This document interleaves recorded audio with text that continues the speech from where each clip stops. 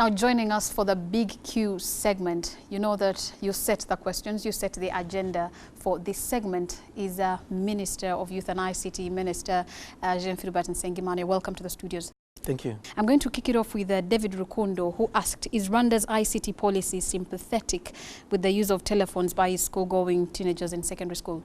Absolutely. ICT has become a new channel for delivering education and ranges from all sorts of devices.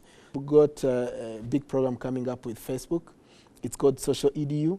It sort of simulates the environment of being connected with your friends, but as you are learning.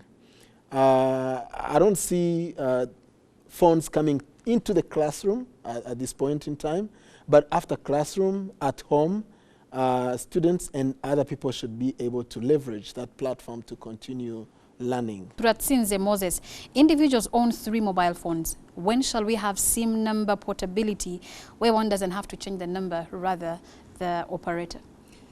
The studies are very advanced with the Rwanda Utility Regulatory Agency. Actually, they finalized.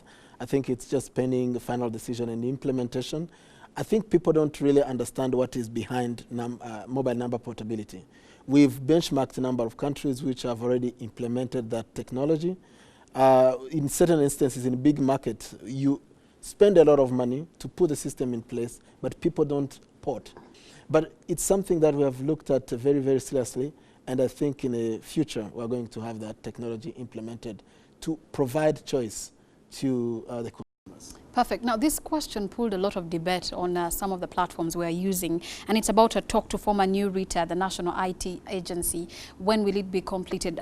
Well, we are not talking about resurrecting or bringing RITA. We are really talking about how this sector can be better structured and organized to deliver much more efficiently. So we've been looking at different scenarios to, in terms of governance of the ICT sector, and there was a proposition to form a Rwanda Information Society Agency. It has not yet been decided. It's still under consideration. Kabakunga Nathan from Kigali says, in promotion of IT, can't government work with telecom companies or other service providers to reduce the cost of internet connection because it's still expensive for some people? That's what we do every day. My previous meeting was exactly about that. But I think what people need to understand is internet in absolute terms. Rwanda is one of the most affordable markets in the world. In fact, an independent assessment by the Alliance for Affordable Internet released a study back in February, and Rwanda was named #1 among 51 countries surveyed in terms of internet affordability. But I think what we are looking at is the relative purchasing power, how much people need to spend out of their pocket in relation to the total amount of money, their income. So it's still high. That's why we work tirelessly to increase the base, the number of people using telecom, and then drive the price down. Elijah Nsengimana, also from Kigali, are there controls in place to ensure that ICT is not misused? Yeah, there are controls, and there are many ways that ICT can be misused. But I think the biggest weapon in fighting that is information. We've come to an era where everyone potentially can reach the entire globe in terms of spreading information. So people need to be aware that not everything you read online is true. So people need to really exercise their analysis, their personal judgment before they can take an action based on information they find online. Mujenyi Edward Katimbo is a Rwandan national living in Uganda, and he says he has Rwanda at heart. He wants to know about the copyright law on individually developed apps and softwares, since some individuals on the region are exploited by attracting them with small offers, and their multi-billion ideas are taken or stolen away. Well, we need to understand that software is not a kind of an invention. You know, there is a lot of software available free, open source.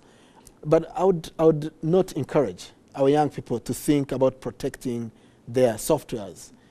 I think what is important is to have a business model around it. You cannot copy that.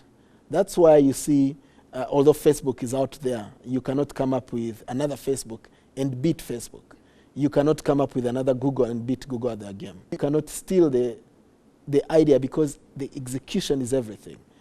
But when it comes to really protecting that, the mechanisms are there, the laws are there. The last one will be about the situation of youth unemployment in Rwanda, and that's Janvier K who wants to know about that. Statistics talk volume. I think the average unemployment rate in Rwanda is 4.1%. But those numbers, in my view, don't really reflect the actual problem, especially when it comes to the underemployment, which is, in my view, the biggest problem. One of the key dimensions is to make sure that those unemployed have the right skills that the market needs. That mismatch has been a big problem, and we are trying to address it, especially through technical and vocational education. The second is to support those who have projects, innovations, to be able to turn them into companies, especially by providing facilities for startup funding, but also support and advice and counseling and mentorship. So all those are mechanisms. We've got the National Employment Program that has allowed us to bring all our resources together from private, public, different institutions, non-for-profit institutions, to really make sure that we synergize and we deliver an answer to the unemployment problem in our country.